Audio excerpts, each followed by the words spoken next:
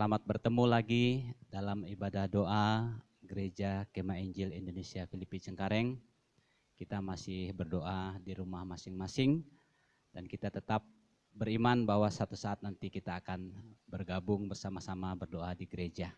Tentu semua rindu untuk bersama-sama, tapi saya yakin dan percaya bahwa dimanapun kita berada, sukacita Allah selalu nyata dalam kehidupan kita. Dan saya akan membaca satu bagian firman Tuhan yang akan melandasi doa kita pada malam hari ini.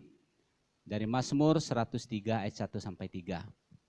Itu Mazmur 103 ayat 1 sampai 3 yang berkata demikian. Dari Daud, pujilah Tuhan hai jiwaku, pujilah namanya yang kudus hai segenap batinku. Pujilah Tuhan hai jiwaku dan janganlah lupakan segala kebaikannya.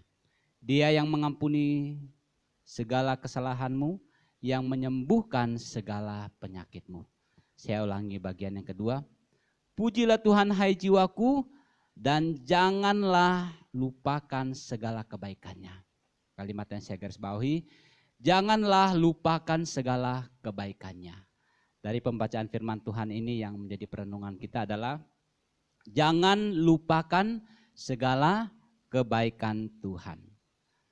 Jemaat yang dikasihi oleh Tuhan, ada sebuah kisah, yaitu sebuah keluarga yang sudah lama mereka menikah dan belum dikaruniakan anak. Dan kemudian mereka sepakat, suami istri sepakat untuk mengangkat anak angkat. Dan kemudian mereka lakukan hal itu dan mereka mengangkat anak. Dan kemudian mereka membesarkan anak itu dalam kasih sayang. Mereka mengasihinya seperti anak mereka sendiri. Dan kemudian anak itu sudah berusia 16 tahun dan sudah sekitar kelas 1 SMA. Anak ini kemudian mengetahui bahwa dia adalah bukan anak sesungguhnya dan dia merupakan anak diangkat oleh keluarga ini.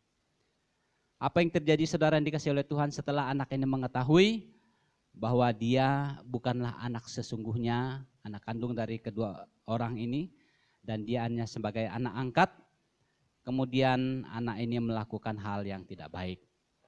Ia mulai memberontak, ia berhenti sekolah, dan ia melakukan minuman keras dan menghabiskan harta kedua orang tuanya tersebut. Anak ini, kalau kita katakan anak ini yang tidak tahu bagaimana berterima kasih kepada orang yang telah mengasihi dia dengan penuh kasih sayang.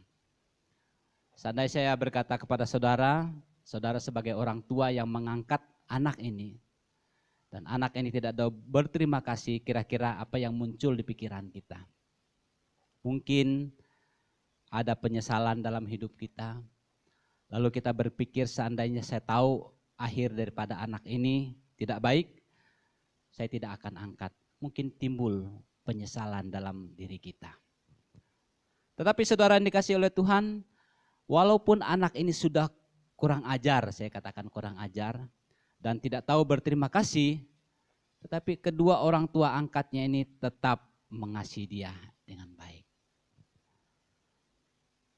Saudara yang dikasihi oleh Tuhan, ketika memperhatikan dari kedua orang tua ini dengan setulus hati mengasihi anak ini, saya mengingat tentang kasih Tuhan kepada saya dan kepada kita semua yang begitu luar biasa. Dia mengangkat kita menjadi anaknya, memelihara dan menjaga kita. Bahkan saat-saat kita dalam situasi sulit sekalipun, ia memberi jalan keluar kepada kita. Seringkali kita seperti anak yang tidak tahu berterima kasih ini. Bukannya mengucap syukur kepada Tuhan, malah kita banyak menggerutu. Kita banyak mengeluh dan juga mengeluh dan mengeluh. Kita lupa akan segala kebaikan Tuhan yang sudah menolong kita, yang sudah memberi kita jalan keluar. Jikalau kita ada sampai saat ini, bukan karena kita hebat, bukan karena kita mampu, tetapi semuanya itu adalah oleh karena kebaikan Tuhan. Oleh karena itu saudara yang dikasihi oleh Tuhan, jangan sampai kita melupakan segala kebaikan Tuhan itu dalam kehidupan kita. Ada sebuah kisah dalam Lukas 17 ayat 11 sampai 19, yaitu tentang 10 orang kusta yang disembuhkan oleh Tuhan. Kisah ini dimulai dari ketika Tuhan Yesus sedang melayani di sebuah desa yang terletak di Samaria dan Galilea. Maka Alkitab mengatakan bahwa dari 10 orang kusta ini ternyata ada satu orang yang Samaria. Itu orang Samaria. Setelah mereka mendengar mengenai mujizat yang mereka alami dan mereka rasakan dalam kehidupan mereka, dikisahkan bahwa hanya orang Samaria ini yang datang berterima kasih kepada Tuhan. Saya membayangkan bagaimana awalnya ini mereka mendengar tentang Tuhan Yesus melakukan mujizat-mujizat. Tentu mereka berjuang untuk datang kepada Tuhan Yesus supaya mereka disembuhkan dan dipulihkan oleh Tuhan.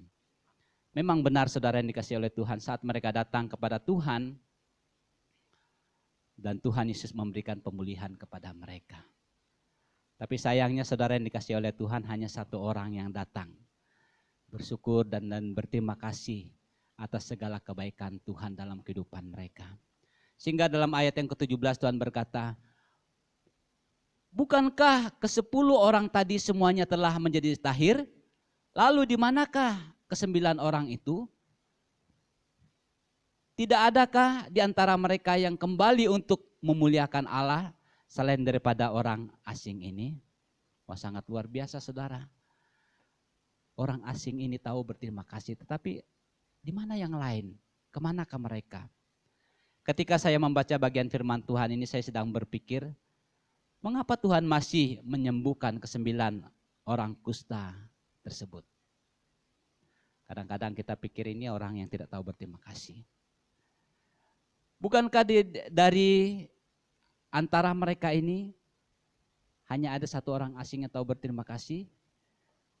Saudara, dalam hidup kita tentu banyak hal yang Tuhan sudah kerjakan. Oleh karena itu pemazmur mengatakan jangan lupakan segala kebaikan Tuhan itu dalam hidup kita.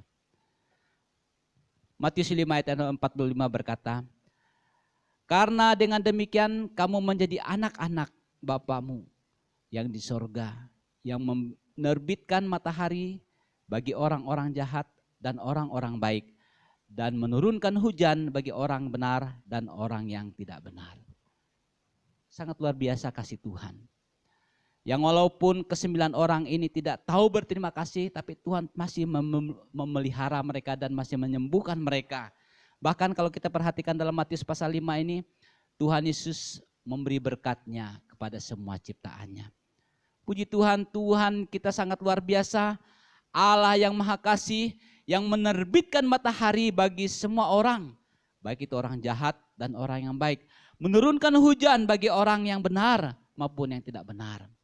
Keadilan Allah sangat luar biasa. Kadang-kadang kita pikirkan keadilan Allah itu apabila Tuhan memberkati orang Kristen aja, ataupun memberkati saya saja, jangan orang lain. Tetapi keadilan Allah itu adalah semua ciptaannya merasakan kasih setia Tuhan. Tetapi ada hal yang khusus bagi kita adalah setiap orang yang mengaku Tuhan Yesus sebagai Tuhan dan Juru Selamatnya, dia selamat. Ya, berkat-berkat jasmani yang fana itu tentu semua ciptaannya menikmatinya. Tetapi berkat rohani, berkat keselamatan itu hanya diterima oleh orang-orang yang percaya kepada Tuhan Yesus sebagai Tuhan dan Juru Selamat pribadinya. Oleh karena itu jemaat yang dikasihi oleh Tuhan, dalam doa kita pada hari ini, jangan kita melupakan segala kebaikan Tuhan dalam kehidupan kita. Apabila kita sudah melewati masa-masa sulit ini, pandemi COVID-19 ini sampai saat ini, bukan karena kita hebat, bukan karena kita kuat, bukan karena kita mampu, tetapi oleh karena kebaikan Tuhan itu dalam hidup kita. Oleh karena itu di ibadah doa kita pada malam hari ini, kita terus mengagungkan Tuhan, terus menyembah Tuhan, terus memuji Tuhan atas segala kebaikan-kebaikan yang Tuhan lakukan dalam kehidupan kita. Jika kita mengingat apa yang sudah Tuhan kerjakan kepada kita, maka saya percaya kita tidak akan pernah melupakan segala kebaikan Tuhan itu dalam kehidupan kita. Oleh karena itu jangan pernah melupakan segala kebaikan Tuhan. Sebab dengan mengingat segala kebaikan Tuhan dalam kehidupan kita, maka hati kita akan penuh dengan ucapan syukur. Maka kita termasuk orang yang diberkati oleh Tuhan. Orang yang sudah merasakan segala kebaikan Tuhan. Di doa kita pada hari ini, naikkan segala pujian kita, hormat kita, syukur kita kepada Tuhan. Jemaat yang dikasihi oleh Tuhan, marilah kita mengambil waktu untuk mengingat kebaikan Tuhan itu dalam kehidupan kita. Marilah kita berdoa mengucap syukur atas segala kebaikan-kebaikan yang kita rasakan dalam kehidupan kita. Dan kuasa mujizat Tuhan masih nyata. Dulu, sekarang, sampai selama-lamanya dan tidak berubah. Jikalau 10 orang kusta itu dapat merasakan mujizat Tuhan, saya yakin dan percaya bahwa kita juga dapat merasakan mujizat Tuhan. Yang penting di sini adalah kita jangan lupakan segala kebaikan Tuhan. Oleh karena itu, jangan pernah lupakan kebaikan Tuhan itu dalam kehidupan kita. Puji nama Tuhan. Mari kita menaikkan doa kita di rumah kita masing-masing. Dan saya akan menyebut beberapa pokok doa kita untuk kita doakan pada malam hari ini. Yang pertama adalah kita terus doakan bagi pemerintah kita. Mulai dari pemerintah pusat, provinsi, kabupaten, kota, kecamatan, RT, RW di lingkungan kita. Supaya mereka diberikan hikmat untuk menjalankan tugas dengan takut akan Tuhan. Dan kita doakan bagi para dokter, tim medis, relawan yang ada di garis depan untuk memberantas dari penyebaran COVID-19 ini, supaya Tuhan menganugerahkan kepada mereka kekuatan dan kesehatan. Dan kita sebagai masyarakat, kita juga terus dukung mereka dan doakan mereka. Dan orang-orang yang sudah terpapar COVID-19 ini, kita doakan mereka supaya Tuhan sembuhkan. Dan juga kita doakan para aparat keamanan dalam menegakkan amannya bangsa ini. Mungkin bisa terjadi daripada penjarahan-penjarahan, mungkin juga hal-hal yang akan ke depan ini, kita doakan supaya para penegak hukum kita, keamanan kita tetap tegas untuk mengamankan bangsa kita ini. Dan doakan gereja-gereja di masa pandemi COVID-19 ini supaya tetap berdoa kepada Tuhan, walaupun di rumah masing-masing, iman kita masih tetap bertumbuh di dalam anugerah Tuhan. Dan tetap doakan pekerjaan seluruh jemaat Tuhan dan anak-anak Tuhan, apa yang menjadi pekerjaan kita, dan juga kita doakan kesehatan kita. Dan secara khusus gereja Kemah Injil Filipi Cengkareng, doakan gereja kita, supaya Tuhan memberkati kita semua. Terpujilah Tuhan Allah kita, Tuhan Yesus memberkati. Selamat berdoa di rumah masing-masing.